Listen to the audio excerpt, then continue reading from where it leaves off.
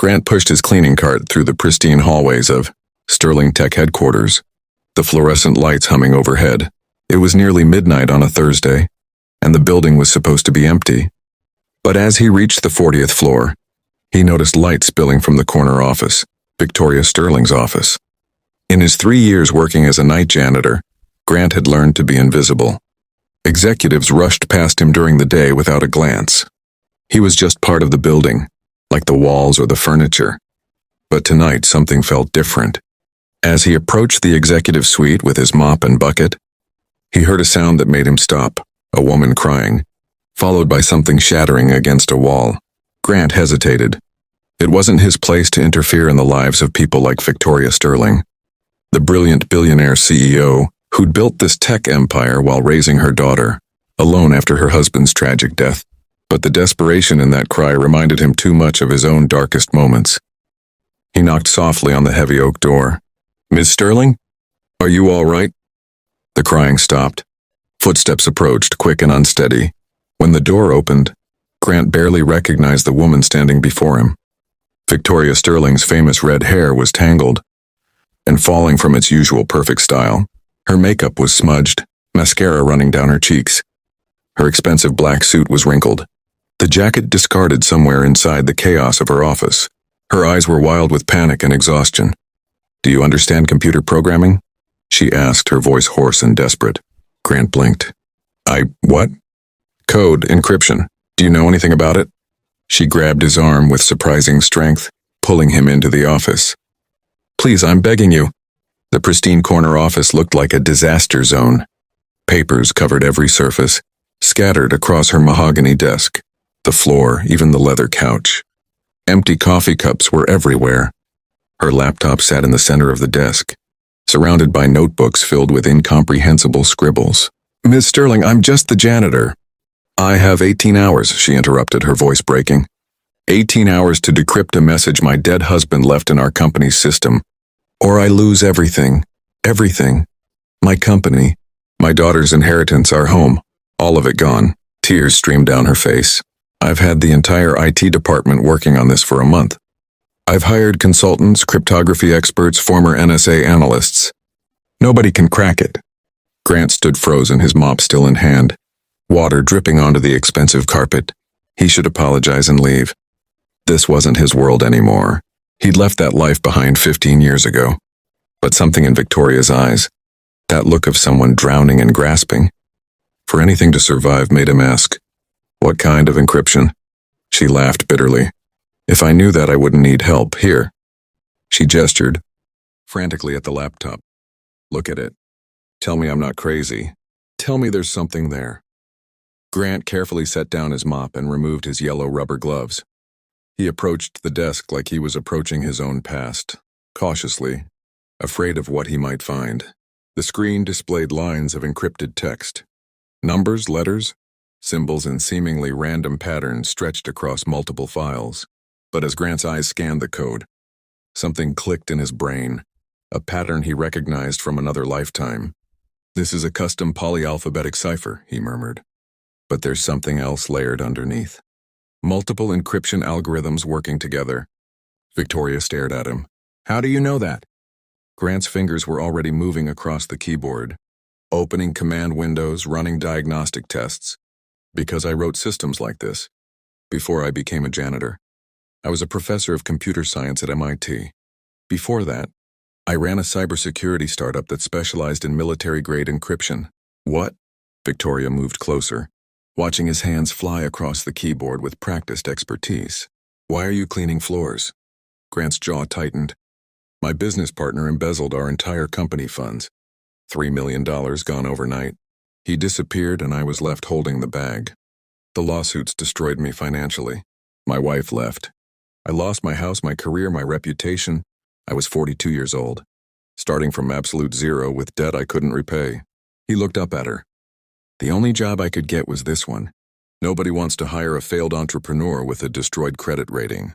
Victoria sank into the chair beside him, her expression shifting from desperation to something gentler. "I'm so sorry." "Don't be. I survived, and I learned that dignity isn't about your job title. It's about showing up and doing honest work." Whatever that work is. He turned back to the screen. Now tell me everything about this encryption. Who created it and why? Victoria took a shaky breath. My husband, James Sterling. He was our chief technology officer, a genius programmer. 2 years ago, 3 days before he died in a car accident, he told me he'd hidden something critical in our system, something that would protect me. And our daughter, Emma. He said if anything happened to him, I needed to find it and decrypt it. Her voice cracked. But he died before telling me how. And you need it now because tomorrow morning, the board is voting on a hostile takeover by Marcus Hendricks, our COO. He's been pushing to buy the company at a fraction of its value, and he has enough board members in his pocket to make it happen. Without knowing what James hid, without understanding what he was trying to warn me about, she wiped her eyes. I can't fight them anymore. I'm outnumbered and out of options. Grant nodded slowly, his mind already working through possibilities. Your husband loved you. Yes, Victoria whispered. Then this encryption isn't meant to be impossible. It's meant to be solved by you specifically. There will be clues, personal references that only you would understand. Grant pulled up a new analysis window. This base encryption uses a substitution cipher. But look at this. Every 7th character has a slight variation in spacing. Victoria leaned in. Our IT team said that was just formatting errors. They're wrong. Your husband was too careful for errors. Every 7th character, that's intentional. He embedded a second cipher inside the first one. Grant's fingers flew across the keyboard, writing code to extract the hidden pattern. For the next 3 hours, they worked in intense collaboration.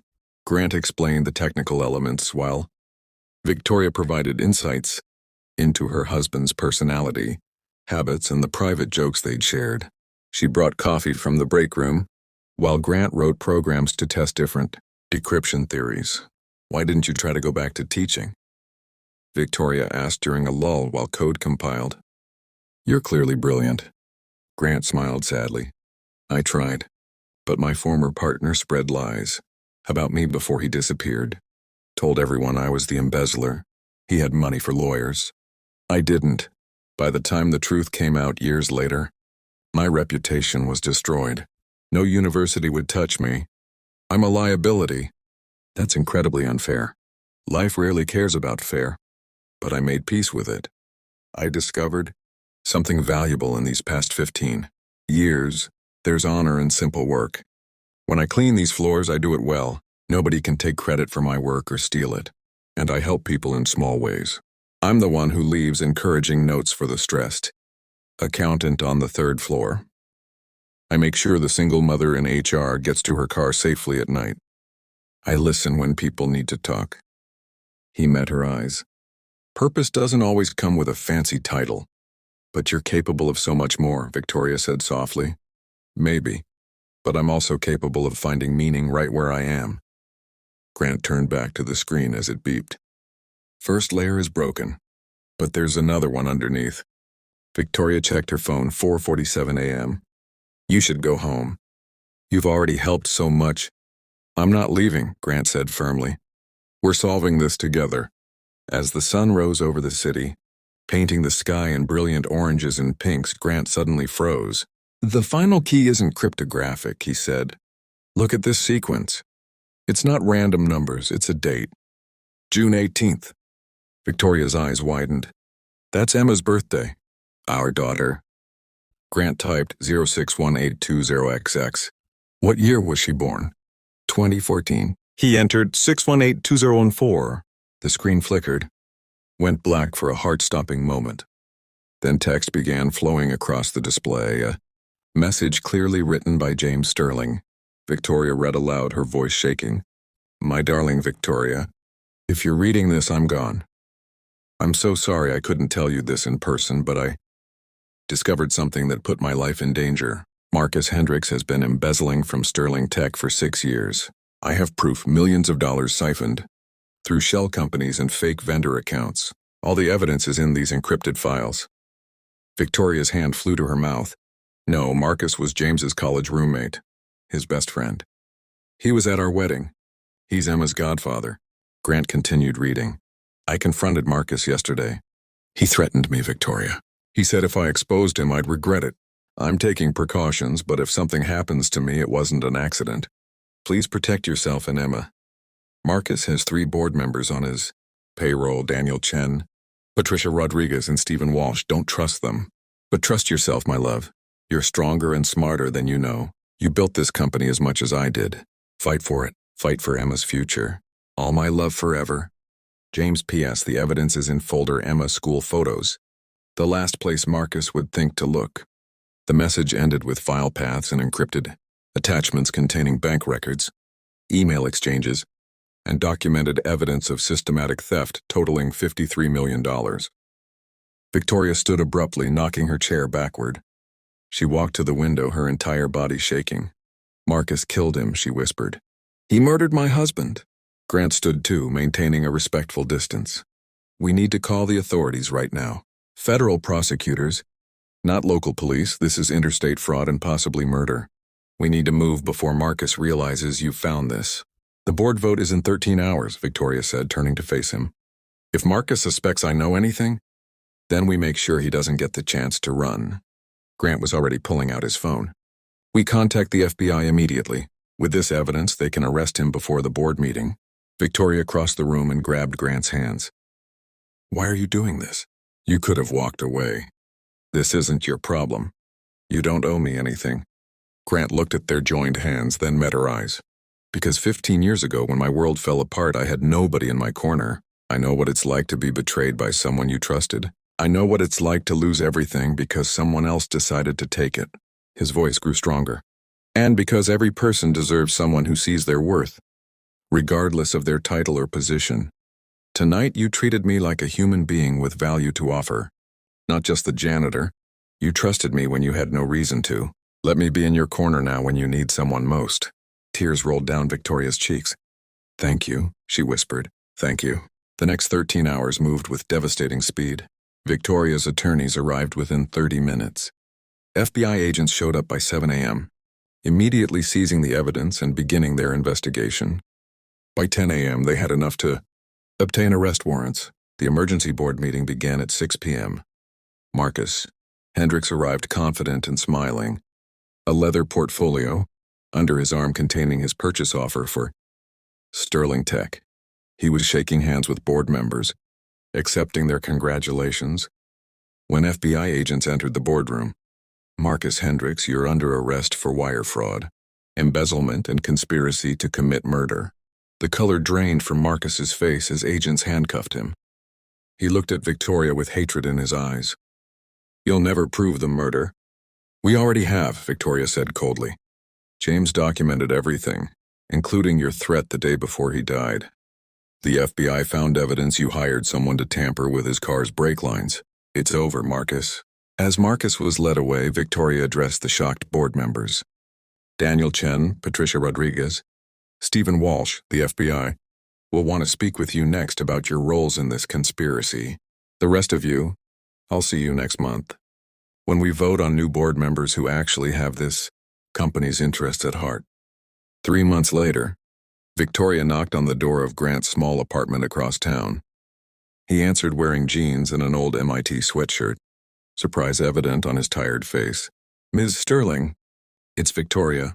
Can I come in? Grant stepped aside, suddenly conscious of his modest surroundings, second-hand furniture, a tiny kitchen, books stacked everywhere because he couldn't afford enough shelves. Victoria sat on his worn couch and pulled an envelope from her purse. Marcus is going to prison for 40 years. We recovered most of the stolen money. Sterling Tech is secure, Emma's trust fund is protected, and the company's value has doubled. She handed him the envelope. This is yours. Grant opened it. Inside was a check for $5 million. He tried to hand it back immediately. I can't accept this. You saved everything I have. You solved the impossible. You're the reason my daughter still has a future. Victoria refused to take it back. But there's more. I want you to come work for Sterling Tech. Grant almost laughed. As a janitor? As my chief technology officer and co-founder, I'm restructuring the company, Grant. I need someone I can trust absolutely. Someone brilliant who understands that character matters more than credentials. Victoria leaned forward. I've spent 3 months investigating everything about you. I know the truth about your former partner. I have lawyers working to clear your name officially. I've contacted MIT and 6 other universities about your blacklisting. They're all willing to reconsider now that the facts are public. Grant sat down heavily. Victoria, I'm 57 years old. I've been out of the industry for 15 years. And you cracked in 6 hours what stumped teams of experts for a month. You haven't lost your brilliance. Grant, you've just been waiting for someone to give you a real chance. She pulled out another envelope. This is a contract, Chief Technology Officer. $300,000 salary plus stock options that could be worth millions. Full benefits, your own team, and complete authority to rebuild our security infrastructure, however you see fit. Grant stared at the contract, his hands trembling slightly. Why me? Because when I was drowning, you didn't walk past. You knocked on my door. You saw me as a human being who needed help, not just a billionaire with problems. Victoria's voice grew thick with emotion. Because you understand that what matters isn't where you've been, it's who you are. And you're someone I trust with everything I have. Grant looked at the check, at the contract, at the woman who'd given him something he thought he'd never have again, a second chance. I have one condition, he said finally. Name it. I work 1 shift a week with the cleaning crew. Not because I have to, but because I choose to. Those people are invisible to everyone else in the building. I want to make sure they never feel invisible at Sterling Tech. Grant's voice was firm. And I want it known throughout the company that every person matters. From the CEO to the night janitor, no one gets treated as less than. Victoria's eyes filled with tears. She stood and extended her hand. Dale, welcome to Sterling Tech, Grant. Grant shook her hand, and for the first time in 15 years, he felt something he'd almost forgotten, hope. 1 year later, Grant stood in his corner office on the 40th floor, the same floor he used to clean. As Chief Technology Officer, he'd revolutionized Sterling Tech's security systems, hired a diverse team of talented programmers, and created an inclusive company culture where every employee was valued. He'd also established the Second Chance Initiative, a program that helped people restart their careers after setbacks, providing training, mentorship, and opportunities for those who'd been written off by society. His yellow cleaning gloves hung framed on his office wall, a reminder of where he'd been and how far he'd come.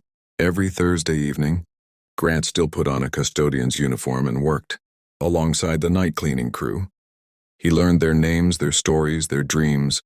He ensured they had good wages, benefits, and paths for advancement. Under his influence, Sterling Tech became the first major corporation where janitors could earn living wages and access company stock options. Victoria transformed Sterling Tech into one of the fastest-growing companies in the industry. But more importantly, she built a culture based on trust, integrity, and the belief that everyone deserves dignity and respect. Emma, now a high school senior, planned to study computer science. Grant had become her mentor and friend, teaching her programming and life lessons about resilience and character. 5 years after that desperate night, Sterling Tech was named Company of the Year by multiple business publications, praised for its innovation, inclusive culture, and treatment of all employees. At the award ceremony, Victoria gave her acceptance speech. This company almost died because of one man's greed and betrayal. It survived because of one man's integrity and kindness. Grant Morrison, our CTO, was working as our night janitor when he saved this company. He taught me that wisdom and brilliance can come from unexpected places, and that every human being deserves to be seen and valued. Grant stood as the audience applauded. He thought about that night 5 years ago, knocking on a door he had no business knocking on, stepping into a world that had rejected him, offering help when he had nothing to gain. He thought about the yellow gloves, the mop bucket, the invisible years of cleaning floors while his brilliant mind went unused. He thought about betrayal, bankruptcy, and starting over at the bottom. And he realized something profound. Those years hadn't been wasted. They'd taught him humility, empathy, and the ability to see value in every person. They'd prepared him to be not just a good executive, but a good human being. After the ceremony, Victoria found him on the balcony looking out over the city. "Thank you," she said quietly, "for knocking on my door that night." "Thank you," Grant replied, "for opening it. And for seeing me when I was invisible." They stood together in comfortable silence. Two people who'd saved each other when they needed it most. The janitor became an executive. The drowning billionaire found solid ground. But more than that, they proved something important. That second chances can change everything. That help comes from unexpected places. And that a person's worth isn't defined by their job title or bank account. Grant's yellow gloves remained on his wall, a permanent reminder that dignity comes from within, that every ending can become a new beginning, and that sometimes the most important thing you can do is knock on a door when someone inside is drowning. The story of the janitor who decoded a billionaire's secret became company legend at Sterling Tech. But the real story was simpler and more profound.